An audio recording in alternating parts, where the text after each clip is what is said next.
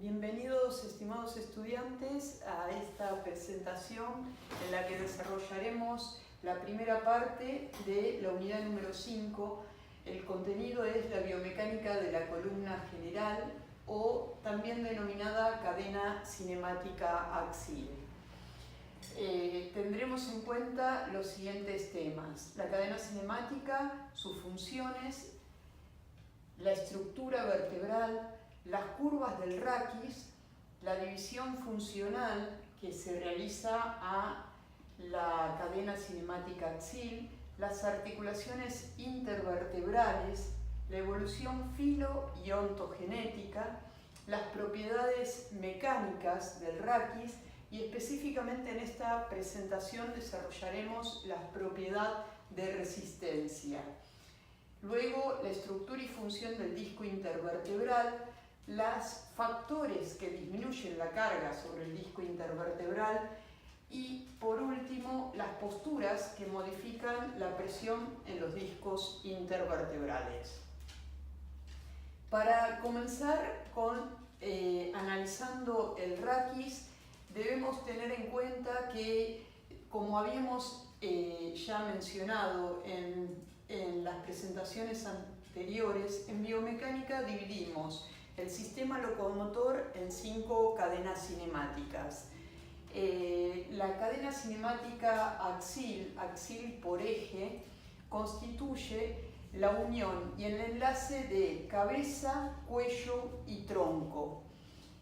Nosotros podemos vivir sin las otras cadenas cinemáticas, las de los miembros superiores y miembros inferiores.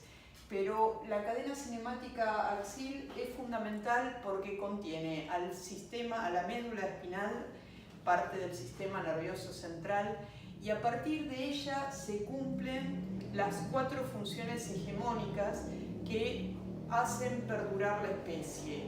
Una era la respiración. Vamos a tener en la parte facial, a nivel del cuello y a nivel del tórax, las vías aéreas superiores e inferiores que mantienen la mecánica respiratoria. Por el otro lado, se asociaban, la segunda función hegemónica era la alimentación y por ende la parte digestiva, esofágica y abdominal que va a limitar la cadena cinemática axil. La tercera función era la reproducción, que era el objetivo de perdurar la especie, y los órganos reproductores están a nivel de la pelvis, protegidos por las vértebras sacras y lumbares.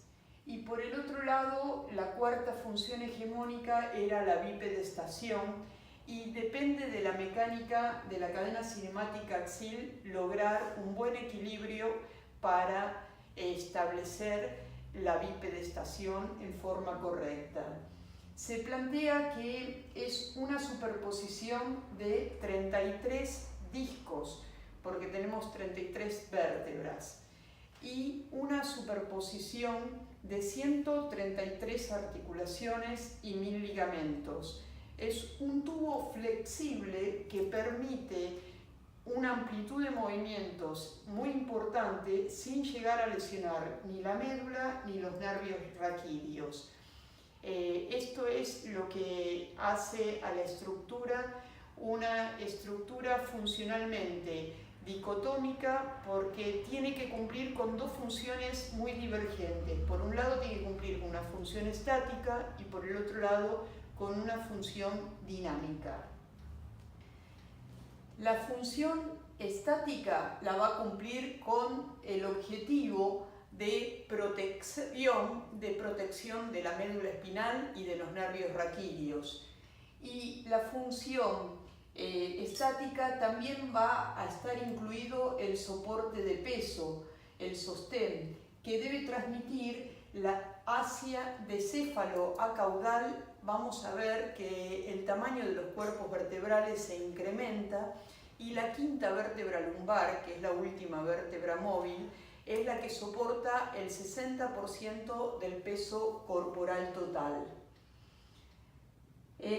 Con respecto a las funciones dinámicas, sabemos la amplitud que tienen los movimientos de nuestro raquis cuando realizamos movimientos de flexo-extensión en el plano sagital, de inclinaciones en el plano frontal y de rotaciones en el plano transversal.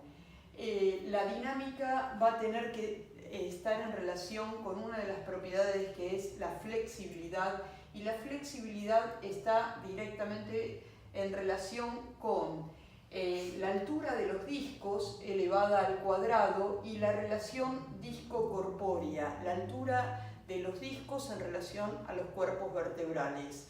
Cuanto mayor es la relación disco-corpórea, mayor será la movilidad de esa región. Para comenzar con el desarrollo de la cadena cinemática, debemos repasar la estructura ósea de las vértebras tipo. Vamos a encontrarnos con las siguientes estructuras. Van a presentar un cuerpo en forma cilíndrica, que es anterior.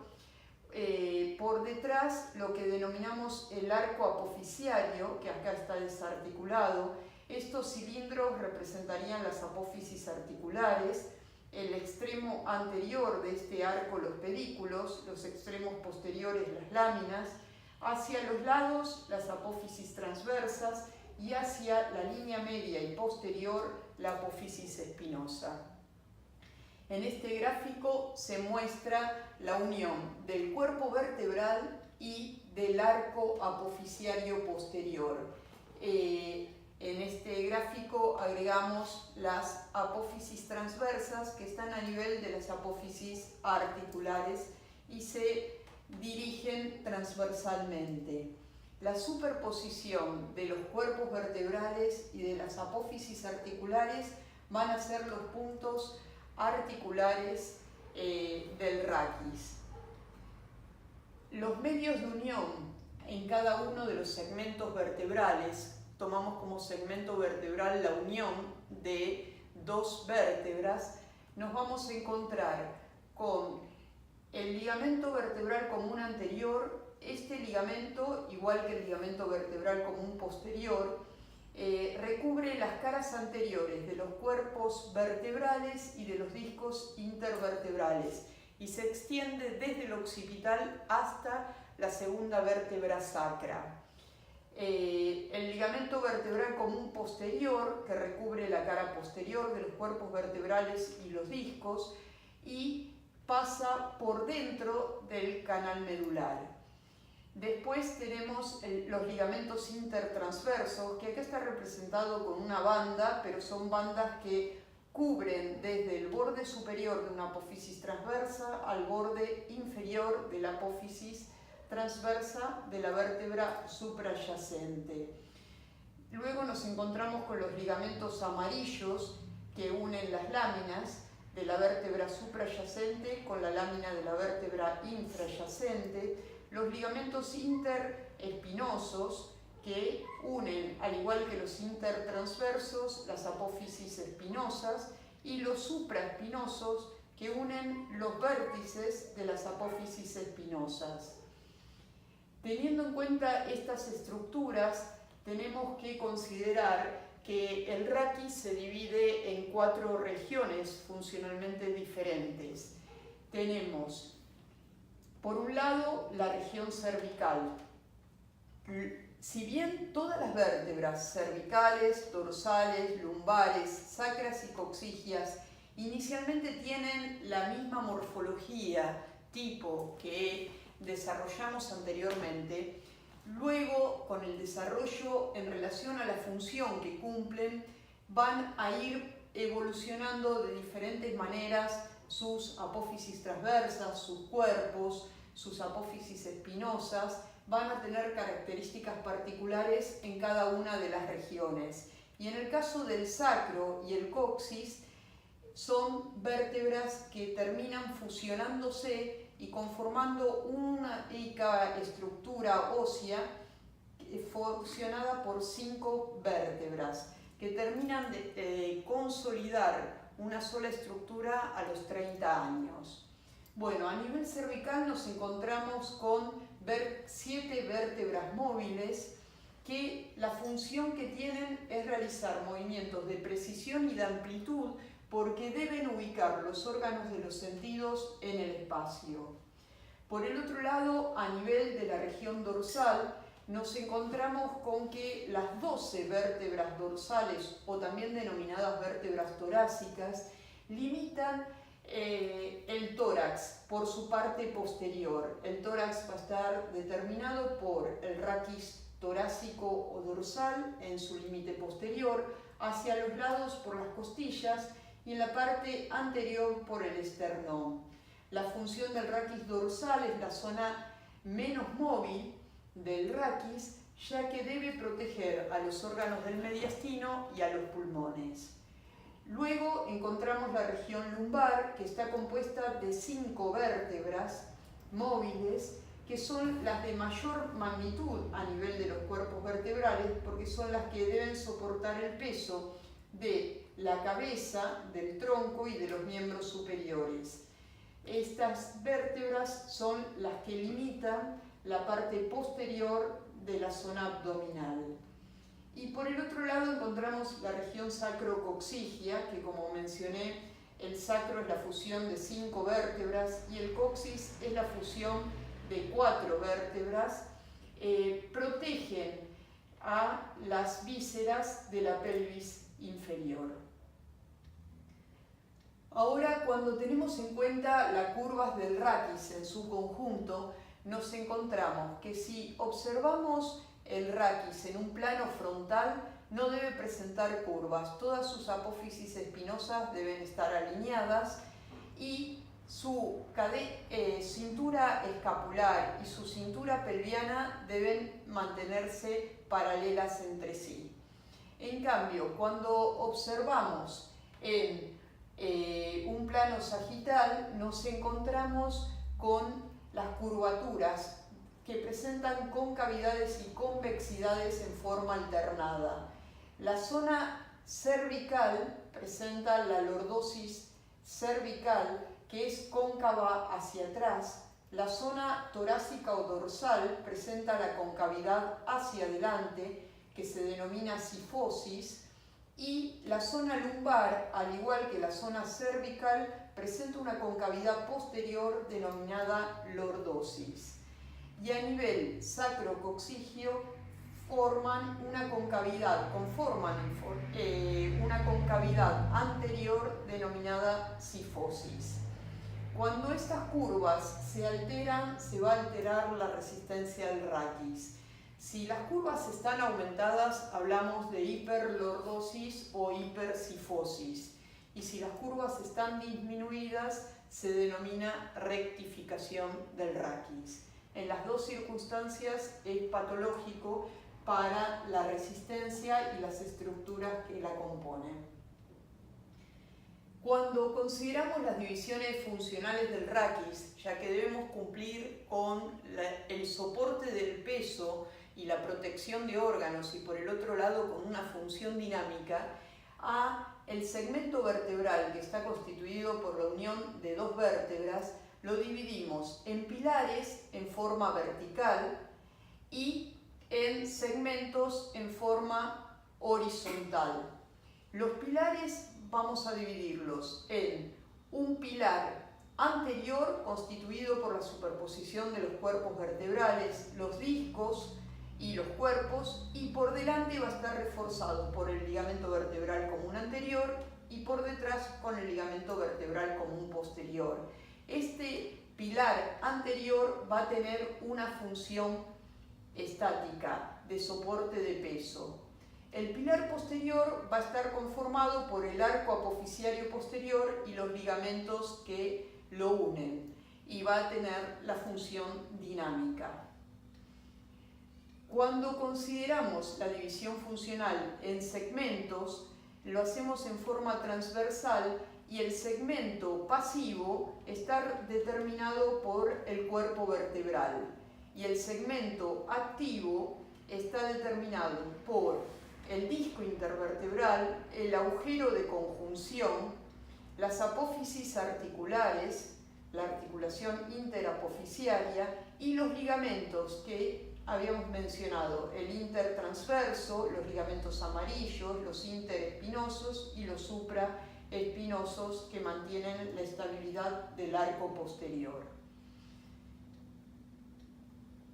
Las divisiones funcionales del raquis las hacemos considerando que la mínima unidad funcional es la unión de dos eslabones óseos que van a ser dos vértebras contiguas y sus unidades biomecánicas. Acá observamos al ligamento vertebral común anterior cubriendo la cara anterior de los cuerpos vertebrales y los discos. Por detrás el ligamento vertebral común posterior, reforzando de igual manera a los discos y a las caras vertebrales. Los ligamentos interespinosos, supraespinosos, se realizó un corte sagital y observamos el trabeculado óseo de los cuerpos vertebrales. Cuando consideramos al segmento vertebral como una palanca, lo asociamos con una palanca de primer género, ya que el punto de apoyo va a ser las apófisis articulares, las articulaciones interapofisiarias.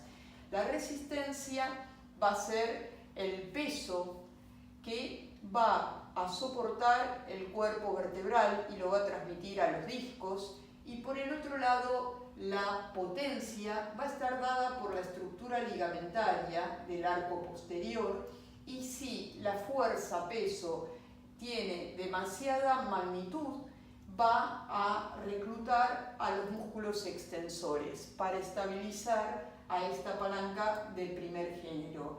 Pero si la carga es mínima, en ese caso solamente actúa la estructura ligamentaria y se estabiliza en forma pasiva sin gasto de energía. Observando los elementos de unión intervertebrales, a partir de un plano horizontal, de un corte, vemos que los anexos del pilar anterior, que estaba constituido por los cuerpos vertebrales, sus anexos van a ser el ligamento vertebral común anterior, el ligamento vertebral común posterior, que va a discurrir por el canal espinal, y los discos intervertebrales, que se consideran medios de unión de los cuerpos vertebrales. Los anexos del pilar posterior van a ser todas las estructuras ligamentarias que mencionamos que unen las apófisis transversas, las espinosas y las láminas, incluida la cápsula articular de las articulaciones interapofisiarias. Considerando los elementos de unión intervertebrales ahora en un plano sagital, observamos el ligamento vertebral común anterior, que se extiende desde el occipital hasta la segunda vértebra sacra, el ligamento vertebral común posterior, que se extiende de igual manera desde el occipital hasta la segunda vértebra sacra, y los ligamentos interespinosos, supraespinosos, que se marcan acá con bandas, que son segmentarios y unen las apófisis espinosas, intertransversas y los ligamentos amarillos. Cuando consideramos las articulaciones del raquis, vamos a encontrarnos con dos articulaciones verdaderas, porque unen dos estructuras óseas, que son las articulaciones intersomáticas, las articulaciones que unen los cuerpos vertebrales, y las articulaciones interapofisiarias que observamos aquí a nivel de la estructura del raquis en un corte, en una vista sagital. Las articulaciones interapofisiarias son diartrosis artrodias. A nivel de los cuerpos vertebrales, a nivel cervical, en forma lateral, para darle más estabilidad a esta zona, tenemos unas articulaciones que son diartrosis artrodias, denominadas uncovertebrales, pero solamente las tenemos a nivel cervical, que cuando desarrollemos la mecánica del raquis cervical las vamos a desarrollar. Fundamentalmente tenemos las articulaciones intersomáticas a todo el nivel del raquis, las interapofisiarias, las uncovertebrales únicamente a nivel cervical, y luego tenemos las articulaciones a distancia, denominadas sindesmosis, que son las que unen las apófisis transversas, las espinosas y las láminas. Entonces, a esas articulaciones se las denomina de tipo sindesmosis y incluyen los ligamentos interespinosos, supraespinosos, amarillos e intertransversos. Las articulaciones intersomáticas son, como mencionamos, la unión de los cuerpos vertebrales con sus discos, el ligamento vertebral común posterior, el ligamento vertebral común anterior y el disco intervertebral. Son de tipo anfiartrosis y los medios de unión son los que mencionamos. El disco intervertebral está compuesto por tres estructuras básicas. Por un lado, por dos placas terminales cartilaginosas que serían el límite superior y el límite inferior del disco. Luego por un anillo fibroso en forma periférica y un núcleo pulposo, que es una sustancia gelatinosa que está en la parte central del anillo. Estas estructuras las vamos a desarrollar en la resistencia y en la estructura del disco intervertebral. Las otras articulaciones que habíamos mencionado que vamos a encontrarnos son las articulaciones interapofisiarias que están a lo largo de todo el raquis. Acá las observamos en un plano posterior, se ven en forma lateral con respecto a las apófisis espinosas que se encuentran en la línea media. Son de tipo diartrosis, artrodias, y los medios de unión van a ser cápsulas, y a nivel dorsal y lumbar tienen un ligamento posterior que las refuerza. Cuando consideramos la evolución filogenética de las curvas del raquis, recordemos que cuando denominamos filogenia es el desarrollo de la especie, vamos a partir de la evolución de la raza humana, que parte de una posición cuadrúpeda para lograr la bipedestación, liberar las manos y utilizar las manos para la toma de elementos y la realización de diferentes utensilios y herramientas. Entonces, en la evolución de la raza humana hubo una adaptación de la estructura desde una posición cuadrúpeda, donde nuestro raquis estaba en posición horizontal, a lograr la bipedestación, donde nuestro raquis pasa a una posición vertical. Esta estructura la observamos en nuestros antecesores que utilizaban las cadenas cinemáticas de los miembros superiores para la marcha. La primera curva que se logra a nivel del raquis es la lordosis cervical para horizontalizar la mirada y poder ubicar los órganos de los sentidos en el espacio y ampliar las posibilidades de protección de la especie. Por el otro lado, la lordosis lumbar recién se logra cuando se verticaliza la pelvis y se estabiliza la postura bípeda. Cuando lo comparamos con el desarrollo ontogenético, que son el desarrollo del individuo, observamos que de la misma manera comenzamos en el recién nacido con una gran cifosis. La primer lordosis que se obtiene es la lordosis cervical, cuando el chiquito a los 3 meses puede mantener su control cervical, sostener su cabeza. Se va afianzando la lordosis cervical con el gateo, que se obtiene a los 9-8 meses, y recién empieza a insinuarse y aún sigue rectificada la lordosis lumbar cuando el niño comienza la marcha alrededor de los 12-13 meses. La lordosis lumbar se estabiliza y mantiene su concavidad definitiva recién a los 10 años. Este desarrollo hace que planteemos que las cifosis son curvas primarias, porque nacemos con una gran cifosis, y se denominan a las lordosis como curvas secundarias porque son curvas que adquirimos a partir del desarrollo motor. La evolución ontogenética de las curvas raquídeas.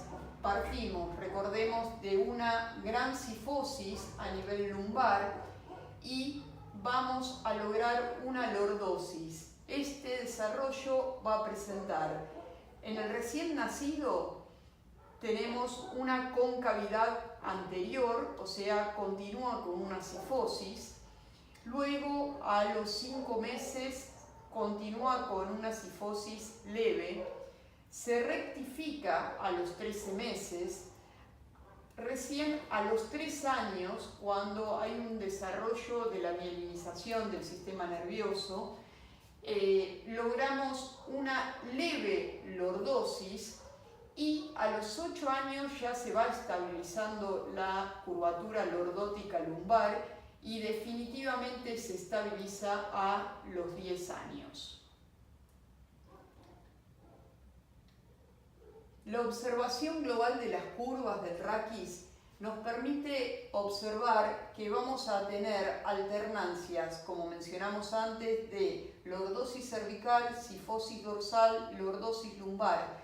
Pero si observamos globalmente, podríamos plantearnos que a nivel cervical presenta una cifosis, a nivel glúteo se presenta otra cifosis, a nivel del pliegue glúteo una lordosis, a nivel de la rodilla, del hueco popliteo, la parte posterior, otra lordosis. Las cifosis serían la zona glútea, la zona de los isquiotibiales, la zona de los gemelos, luego una lordosis en el tendón de Aquiles y por último otra lordosis a nivel de la fascia plantar. Este equilibrio de estas curvas ayudan a la transmisión de peso y a una correcta postura global del raquis. Recordemos que las cifosis son las curvas primarias y son las de protección. La cifosis craneal va a proteger al encéfalo. La cifosis torácica protege a los órganos del mediastino y a los pulmones. La cifosis sacra protege a los órganos de la pelvis. Cuando hay un cambio de curva, pasamos de una cifosis a una lordosis, los puntos donde se cambia la curvatura se denominan anatómicamente charnelas, que quieren decir en latín bisagras, y se denomina charnela occipito cervical, cérvico dorsal, porque una la zona cervical con la zona dorsal, dorso lumbar, lumbosacra o ilio lumbosacra. Estas curvas son muy importantes, ahora la vamos a correlacionar con la resistencia y la estabilidad de los discos intervertebrales. Si estas curvas no las respetamos por alteraciones posturales, vamos a comenzar produciendo microscripts o traumatismos que lesionen nuestro raquis. En la evolución de la postura del raquis podríamos plantearnos que partimos del simio, logramos la bipedestación, liberar nuestras manos, pero por el uso y el mal uso de herramientas y de los hábitos posturales vamos hacia una involución. Y esto es lo que genera grandes lesiones a nivel vertebral y fundamentalmente de los discos intervertebrales. Comprendiendo esto, analizamos que las propiedades mecánicas del raquis, recordemos que son estructuras anisotrópicas porque van a comportarse, por su composición son heterogéneas, entonces su comportamiento va a ser distinto según mecánicamente su resistencia va a variar según la dirección de la fuerza aplicada. Por el otro lado, dentro de las propiedades mecánicas vamos a mencionar la resistencia, la flexibilidad que tiene que tener para lograr la amplitud de movimientos, la estabilidad para proteger la médula y los nervios raquídeos, la movilidad y la tensegridad. En esta presentación vamos a desarrollar únicamente la resistencia, que es una de las propiedades fundamentales para una correcta mecánica. Sabemos que las propiedades mecánicas van a tener que estar adaptadas a las diferentes solicitudes que se le generen al par cinemático. Las solicitudes que podemos encontrar en nuestro raquis va a ser, por un lado, la solicitud de compresión, que va a ser absorbida por los cuerpos vertebrales y los discos y por las apófisis articulares, fundamentalmente. La fuerza de compresión actúa constantemente, ya que somos individuos gravitados, actúa constantemente la fuerza peso. Por el otro lado, esfuerzos de tracción, estos van a actuar cuando hagamos gestos donde nos colguemos, van a producir un esfuerzo de tracción sobre el raquis. Por el otro lado, esfuerzos de cizallamiento, donde dos fuerzas tangenciales generen tensiones de cizallamiento a nivel del disco y de las apófisis articulares. Fundamentalmente lo habíamos visto en resistencia de materiales, el cizallamiento básico por la cantidad de curvas, el de mayor magnitud es a nivel de L5-S1. Y por el otro lado, los esfuerzos de torsión generados cada vez que realicemos movimientos de rotación con nuestro raquis. Cuando analizamos la resistencia de las propiedades mecánicas de las curvas del raquis, nos lleva al concepto de que las curvas móviles van a aumentar su resistencia de acuerdo a la fuerza compresiva que absorban, pero va a depender de que mantengamos estas curvas móviles. Si perdemos las curvaturas, que eran las lordosis y sifosis, se rectifican, ahí hay una pérdida de las curvas, perdemos y reducimos nuestra resistencia. Esto lo estableció la ecuación de Delmas, lo determina que la resistencia es igual al número de curvas móviles al cuadrado más 1. Entonces, si analizamos nuestro raquis, tenemos tres curvas móviles, las cervicales, las dorsales y las lumbares. La resistencia sería igual a 10. Si reducimos una de estas curvas, porque perdemos, por ejemplo, en el caso de una rectificación cervical, vamos a reducir la resistencia de nuestro raquis un 50%, y si tendríamos un raquis totalmente rectificado, la resistencia sería equivalente a 1. Por eso es tan importante mantener el equilibrio de las curvas raquídeas. Por el otro lado, cuando consideramos la resistencia del segmento pasivo, recordemos que el segmento pasivo era la división horizontal, que estaba compuesto por la estructura de la vértebra. Vamos a analizar inicialmente la resistencia del cuerpo vertebral.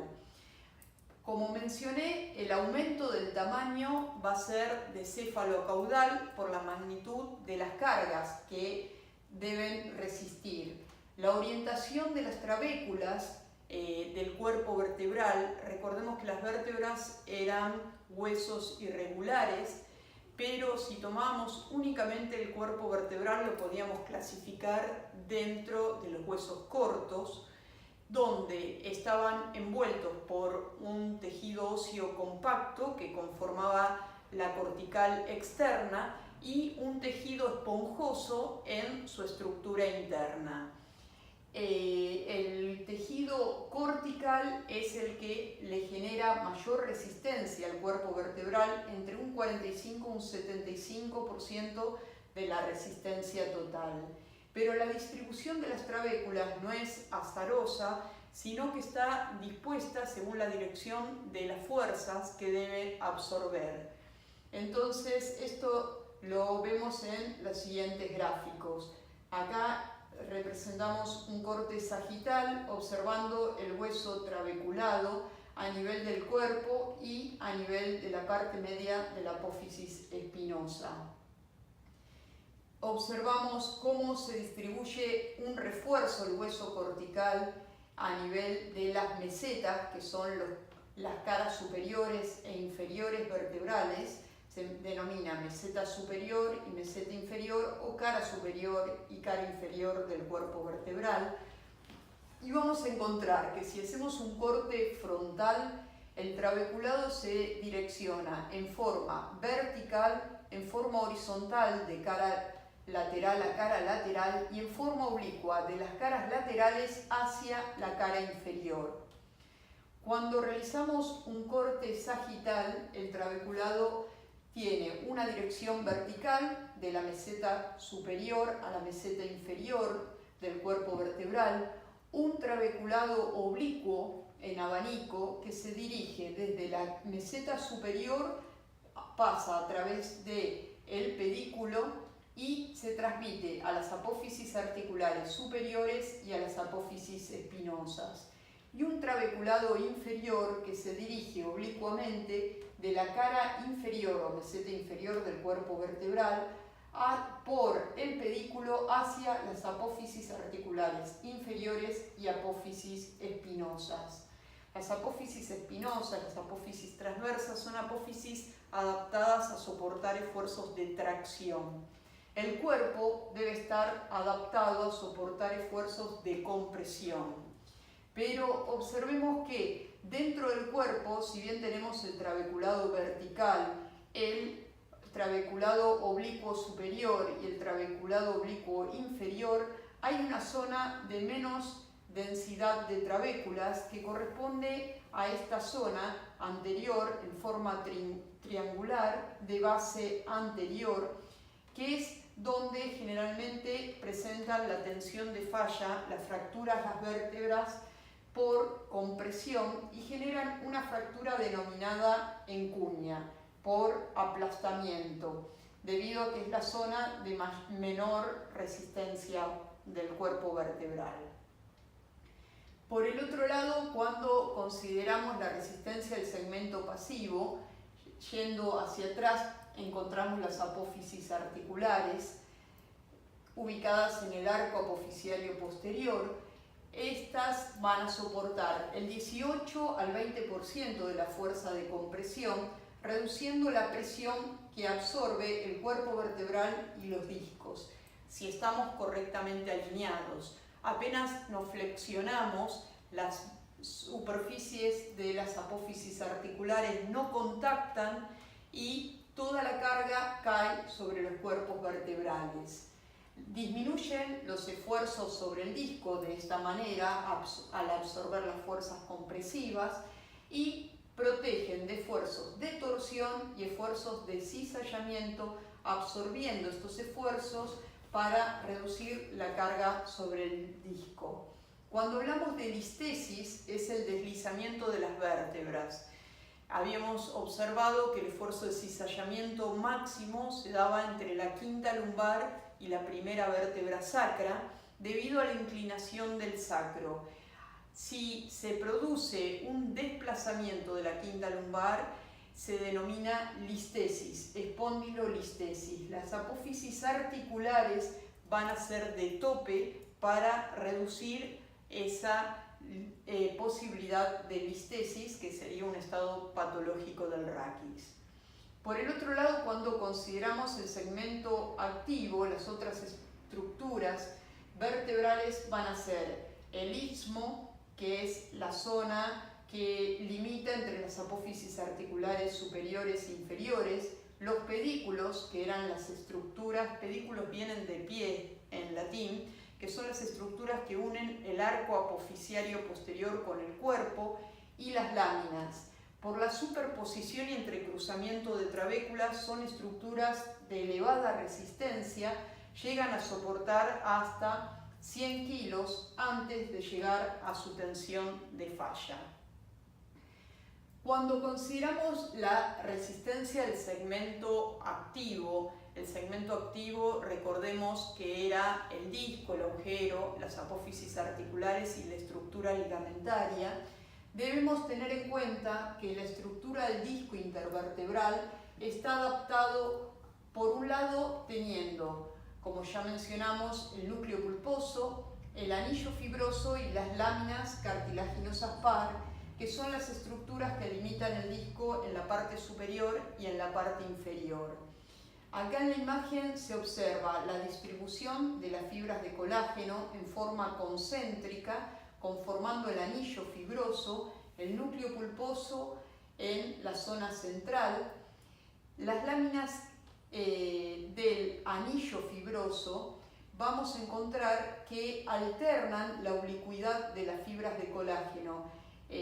Las láminas más concéntricas tienen una oblicuidad aproximadamente de 45 grados y las más externas se van verticalizando llegando a una oblicuidad de 80 grados con respecto a una vertical. Si vemos en el siguiente gráfico, se desglosan cada uno de los tabiques formados por el anillo fibroso y vemos la dirección de las fibras, cómo alternan sus oblicuidades y van incrementando la oblicuidad de la zona periférica hacia la zona central. Si se lesiona la estructura del anillo es cuando se presenta una hernia de disco. Debemos tener en cuenta que el disco intervertebral es una estructura que carece de inervación e irrigación, al igual que el cartílago hialino de las articulaciones, porque son estructuras que deben estar adaptadas a soportar peso.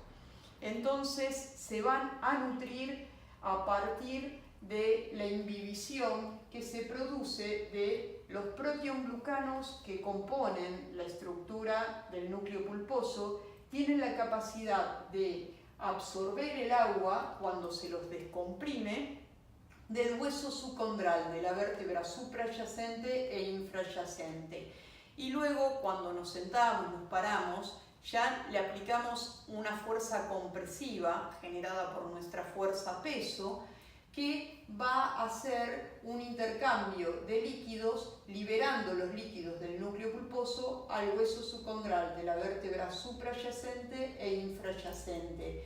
Este intercambio de fluidos es lo que va a mantener la nutrición del disco intervertebral y es lo que nos justifica la importancia de desgravitar el disco intervertebral. Cuando nos acostamos, lo desgravitamos, eliminamos la fuerza-peso y el disco puede volver a hidratarse y a recuperar su altura normal. Si hay espasmos musculares, esto se va a ver comprometido porque van a generar mayor presión en los discos y van a tender a deshidratarlos. Cuando consideramos la altura total de los discos intervertebrales, representan un 20 o un 33% de la altura total del raquis. Estos discos, por la alteración de la composición de los proteoglucanos en el transcurso del tiempo, en la vejez, se presenta una pérdida de la capacidad hidrolítica, hidrofóbica, hidrofílica, mejor dicho, de atraer el agua. Entonces van perdiendo esa capacidad de absorción de agua y van perdiendo altura. Por eso se reduce el porcentaje de la altura del raquis en la vejez. La resistencia del segmento activo, cuando consideramos al núcleo pulposo, como lo representa acá el gráfico, se lo representa con una persona absorbiendo el esfuerzo compresivo que lo transmite en forma de esfuerzo de tracción sobre el anillo fibroso.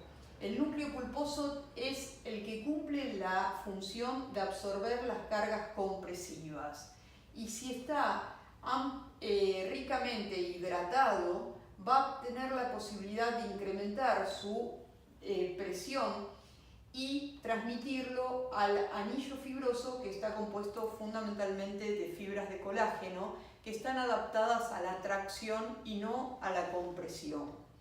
Entonces va a tener un comportamiento viscoelástico como todas las estructuras del sistema locomotor, y por ese aspecto vamos a tener en cuenta que la respuesta a la carga va a variar.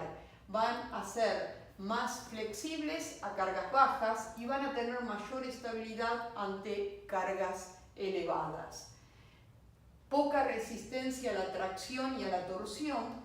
No son estructuras adaptadas a la tracción porque el núcleo pulposo está adaptado a la compresión y la torsión va a generar una tensión de las fibras del anillo fibroso, donde se tensan la mitad de las fibras, porque habíamos visto que en cada una de las capas se van alternando las oblicuidades. Entonces cuando giro se tensan las que tienen dirección opuesta, pero la mitad de las fibras se distienden, se relajan, lo que hace que tenga poca resistencia el disco intervertebral a los esfuerzos de torsión.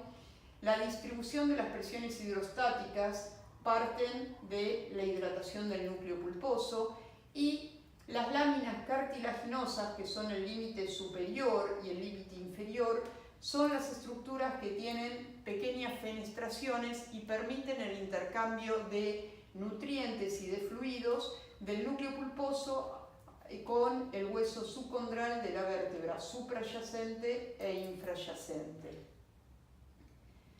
Teniendo en cuenta las propiedades del disco intervertebral, observamos cómo se ve en un preparado anatómico. Este sería un corte frontal y observamos la estructura del disco intervertebral, cómo se observa en un plano sagital, las fibras del anillo y la parte central ubicando el núcleo pulposo, y acá en un plano horizontal observamos el núcleo pulposo en la parte central, en la zona periférica el anillo fibroso, y en la parte posterior vamos a encontrar el ligamento vertebral común posterior, en la parte anterior el ligamento vertebral común anterior, y por detrás la médula espinal que discurre por el conducto vertebral.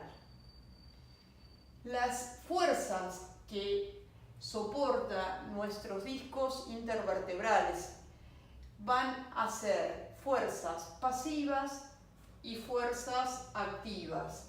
La fuerza pasiva va a ser la fuerza peso. Recordemos que la quinta vértebra lumbar va a ir absorbiendo el peso de la cabeza, cuello, tronco y miembros superiores, que representa el 60 al 50% del peso corporal. Pero por el otro lado, no debemos dejar de recordar que la tensión de los músculos del plano anterior como del plano posterior, el plano anterior son los flexores y en el plano posterior los extensores, si está aumentado el tono y hay una hiperactivación de estos músculos, van a generar un esfuerzo sobre los cuerpos vertebrales y van a producir deshidratación de los discos intervertebrales. ¿Qué es lo que sucede cuando las personas hacen un exceso de carga física en los gimnasios y no compensan la tensión de esos músculos realizando una elongación? Entonces esos músculos quedan con un aumento de tono que va incrementando la presión sobre los cuerpos vertebrales y los discos y produce la deshidratación de los mismos. Ahora, cuando consideramos dentro del segmento activo, se analizó que el núcleo pulposo de la tercera vértebra lumbar soportaría una carga de 28 kilogramos, una fuerza compresiva, que va a transmitir en forma tangencial hacia el anillo en todas las direcciones de 16 kilogramos y estamos en posición erecta.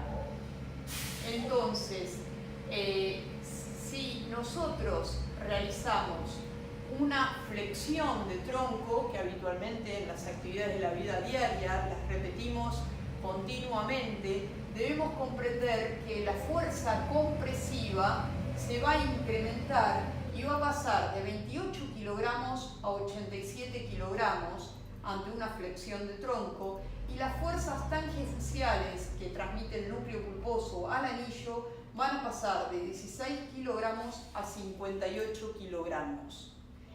Esto se va a superar el esfuerzo cuando realicemos el enderezamiento, cuando volvamos de la posición de flexión y nos enderezamos. Por la tensión de los músculos espinales se incrementa la presión a 174 y se transmite tangencialmente al anillo en 107 kilogramos. Esto es lo que explica que los esfuerzos de flexión generen y el enderezamiento generen tantas tensiones a nivel discal. Teniendo en cuenta la resistencia del segmento activo, recordemos que el núcleo pulposo debía estar completamente hidratado y esto genera un estado de pretensión, que es uno de los principios de la biomecánica. Toda estructura que está pretensada, al aplicarle una carga, va a tener menor deformación. Se lo compara con las estructuras arquitectónicas, en este caso con una viga apoyada en sus dos extremos, a la que le aplicamos una carga media, va a generar un esfuerzo de pandeo, de flexión, con la siguiente deformación. Si a esta estructura se le agrega una estructura pretensada en su parte interna, que genera la tensión previa a la aplicación de la carga, al aplicar una carga la deformación va a ser menor, que es lo que sucede cuando el núcleo pulposo tiene una correcta hidratación, genera una pretensión del anillo, lo que produce menos deformación de las estructuras cuando le aplicamos las cargas. Otro mecanismo que utiliza el segmento activo para mantener su estructura son la aplicación de cargas asimétricas. Cada vez, si nosotros estamos correctamente alineados, nuestro peso debería caer en forma concéntrica a nivel de los núcleos pulposos, que son las estructuras adaptadas a soportar las fuerzas compresivas. Pero apenas realizamos pequeños desplazamientos, las cargas no caen a nivel del núcleo pulposo y se desplazan y caen asimétricamente. Entonces se generan mecanismos de autoestabilidad. Entonces observemos acá, cuando tenemos el segmento vertebral, dos cuerpos vertebrales, una carga que no cae a nivel del núcleo pulposo, sino desplazada hacia atrás, va a generar una inclinación de la vértebra suprayacente.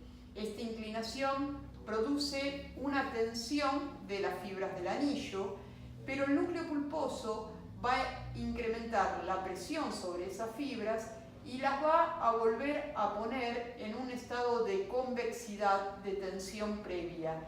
Lo que va a resultar es la reequilibración del segmento vertebral. Esto sucede cuando hay pequeñas cargas que no caen en forma concéntrica, caen en forma asimétrica con respecto al núcleo pulposo. Por supuesto que si las cargas son de mayor magnitud, el mecanismo de autoestabilidad, que es pasivo, sin gasto de energía, no va a ser suficiente y vamos a necesitar reequilibrarlo con la acción muscular. Entonces, como mencionamos, el segmento activo, fundamentalmente el disco intervertebral, es una estructura que va a estar soportando las fuerzas compresivas y se va a comportar como una estructura viscoelástica. Entonces vamos a tener que va a migrar el agua del núcleo pulposo al hueso subcondral a través de las pequeñas fenestraciones de las láminas cartilaginosas par al hueso subcondral de la vértebra suprayacente e infrayacente. Y esto lo podemos representar en la curva de deformación en función del tiempo. Cuando le aplicamos una carga, que puede ser simplemente nuestro peso cuando nos levantamos a la mañana, el disco va a empezar a deformarse en forma progresiva. Primero va a presentar una deformación rápida y luego una deformación lenta. Cuando nos acostamos por la noche, el disco va a volver a hidratarse. Esto va a hacer que recuperemos la deformación y volvamos a una deformación de cero.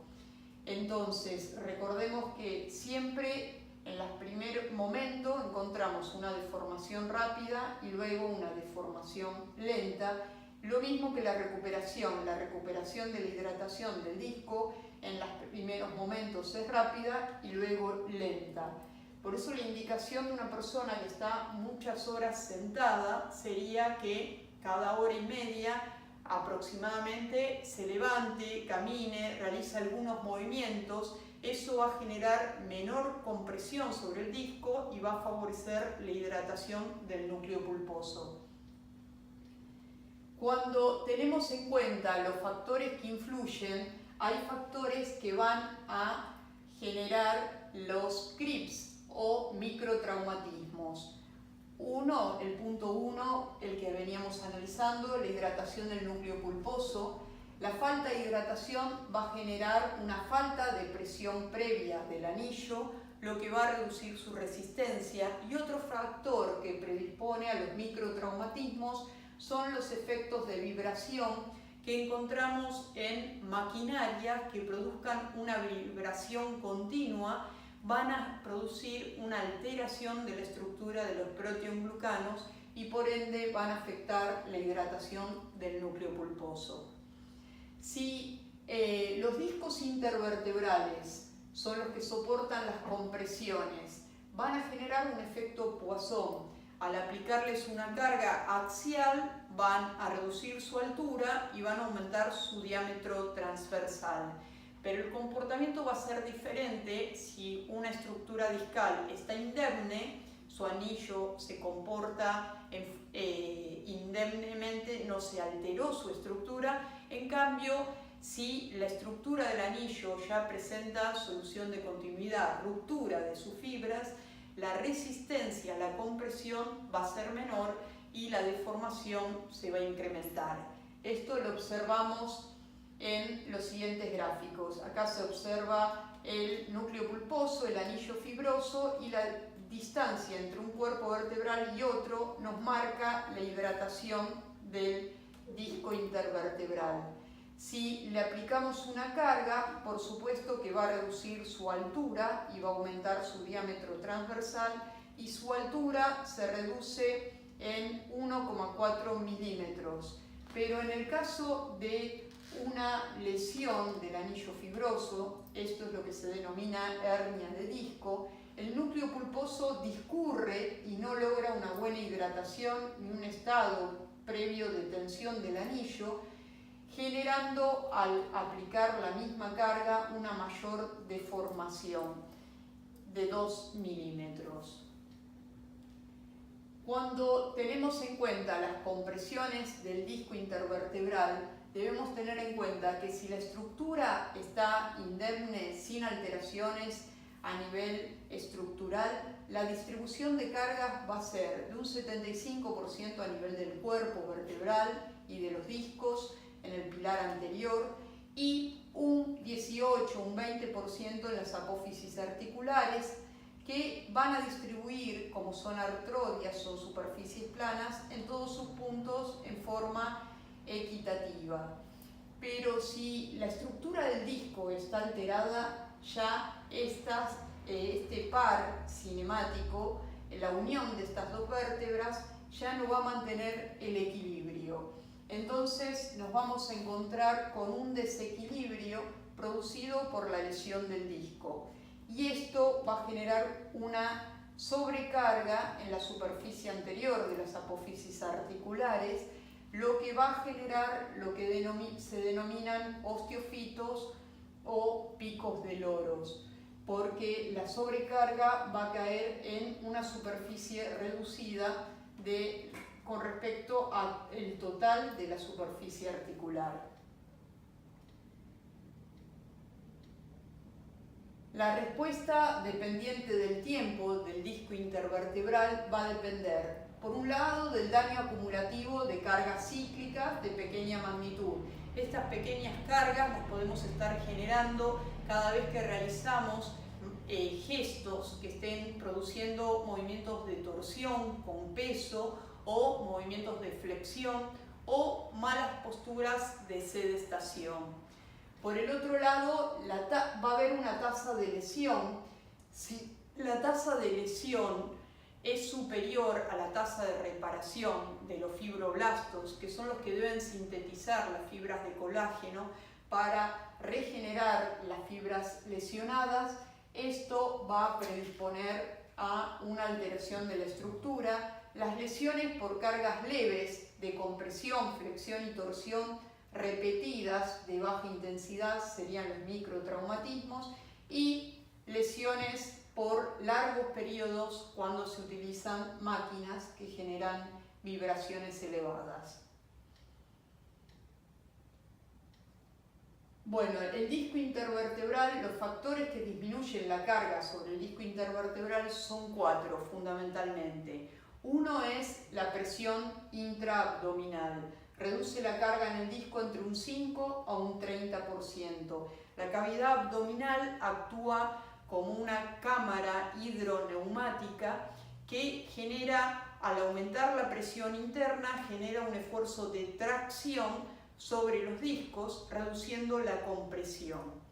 Por el otro lado, el otro factor es la fascia tóracolumbar, que reduce la presión sobre los discos entre un 10 a un 20%. Es una fascia que discurre desde la zona sacra lumbar hasta la altura de la cintura escapular, de los omóplatos, y tracciona hacia atrás. Las tracciones posteriores lo que hacen es reducir la compresión sobre los discos intervertebrales. Y los otros dos factores son las estructuras ligamentarias, la tensión ligamentosa de las estructuras ligamentarias que analizamos en el arco apofisiario posterior, y las apófisis articulares que dijimos que reducían entre un 18 o un 20%. Pero recordemos que las carillas articulares contactan si estamos en una correcta postura. Si estamos inclinados hacia adelante, ya la descarga de las carillas articulares no es la adecuada. Entonces, si vemos el segmento activo, los factores que disminuyen la cámara hidroneumática, lo observamos que el abdomen actúa como una cámara hidroneumática, distribuyendo las presiones hacia todas sus paredes y produciendo un efecto de tracción. Acá observamos la cámara hidroneumática abdominal, que está limitada fundamentalmente por este músculo, que es el músculo transverso del abdomen, que cierra en forma circular toda la cavidad, produciendo el sellado, y la distribución de esas cargas van a producir la descompresión de los discos intervertebrales. El segundo factor era la tensión de la fascia dorsolumbar, que observemos que se indica la parte de mayor densidad de las fibras de colágeno, pero se extiende a través de la saponeurosis hasta la cintura escapular. Esta tensión nos mantiene la verticalidad y evita que caigamos hacia adelante sobrecargando los discos. Pero la fascia dorsolumbar y la presión generada por la pared abdominal, la presión hidroneumática de la cavidad abdominal, no actúan cuando estamos sentados, porque cuando estamos sentados se relajan las paredes abdominales y se relaja la fascia dorsolumbar. Entonces, los únicos factores que actúan reduciendo la presión sobre los discos son los ligamentos y las carillas articulares. Cuando consideramos la estructura de la tensión ligamentaria, por supuesto, como todo ligamento, son resistentes a la tensión según la dirección de las fuerzas, fijan posturas, disminuyen el gasto muscular, porque si una postura está fijada por ligamentos no necesitamos reclutar músculos, mantienen la estabilidad, restringen la movilidad, protegiendo las estructuras, como ya mencionamos, la médula, los nervios raquídeos, y son las que van a absorber la energía cinética y la van a transmitir, la van a transformar en energía de tensión. Y el cuarto factor, que son las carillas articulares de las articulaciones interapofisiarias, que van a absorber los esfuerzos de compresión, de torsión y de cizallamiento que deberían absorber los discos si éstas no están alineadas correctamente. Cuando consideramos la resistencia a la compresión, se realizó un estudio en los años 70 donde se evaluó la presión del tercer disco intervertebral, cómo variaba en las diferentes posturas, el tercer disco intervertebral a nivel lumbar. Se consideró que la presión de pie se la tomó como un 100%. Se observó que las posturas que reducían la presión sobre el disco eran el decúbito lateral, que es cuando nos acostamos sobre un lado, reducían un 25% la presión y se reducía un 75% la posición cuando estamos en decúbito dorsal, que es acostados boca arriba. Si estamos parados, levemente flexionados hacia adelante, como observamos, se incrementa la presión sobre el disco en relación a la posición bípeda, vertical, un 50%. Si a esta inclinación leve de tronco le agregamos una carga, en este caso se agregó una carga de 20 kilogramos, el incremento de la presión es de 220. En el caso de estar sentados, ¿por qué? Se genera mayor presión en los discos, porque solamente están los factores que reducían la presión sobre los discos, las carillas articulares y el factor ligamentario. La presión intraabdominal y la fascia tóraco-lumbar no actúa. Tenemos mayor presión sobre los discos en posición correctamente sentado que en relación a la posición de pie. Y si estamos sentados, inclinados hacia adelante, con una mala postura, incrementamos casi el doble la presión sobre los discos. Y si a estar inclinados, sentados hacia adelante, le agregamos una carga de 20 kilogramos, casi triplicamos la presión sobre nuestros discos. Por eso se le indica a la persona que esté correctamente sentado. Hay asientos ergonómicos que inclinan el respaldo hacia atrás para reducir la presión sobre los discos, y por el otro lado que alterne el tiempo de sedestación con el tiempo de bipedestación, que genera menos presión a nivel discal. Ahora observamos qué pasa en la compresión a nivel de las diferentes posiciones de sedestación. Dijimos que cuando estábamos parados generábamos una presión del 100%. Si el asiento está inclinado hacia atrás, vamos a tener un ángulo de 110 grados en este gráfico. La presión va a ser de 105%. Es muy equivalente a la posición de bipedestación. Por eso los asientos de ergonomía tienen inclinado el respaldo hacia atrás.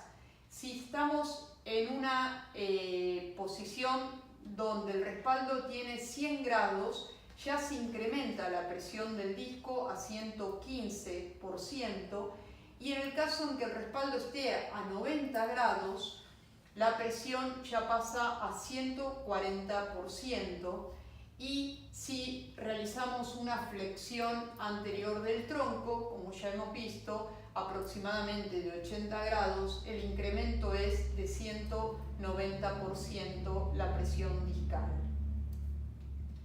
Esto nos lleva a tomar conciencia de las posturas, porque los microtraumatismos van a generar alteraciones discales que van a terminar en una hernia discal. Durante la actividad física hay muchas posturas que generan un incremento de la presión discal.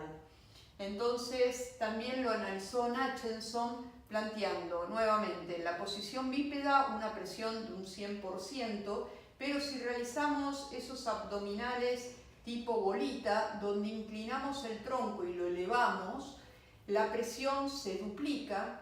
Si realizamos dorsales, que es colocándonos acostados boca abajo, elevando nuestro tronco, por la presión que generan los músculos espinales extensores, la presión también se incrementa un 180%, y en el caso en que estamos acostados boca arriba, realizando flexión con extensión de los miembros inferiores, flexión a nivel de la cadera, la presión sobre los discos aumenta un 150%.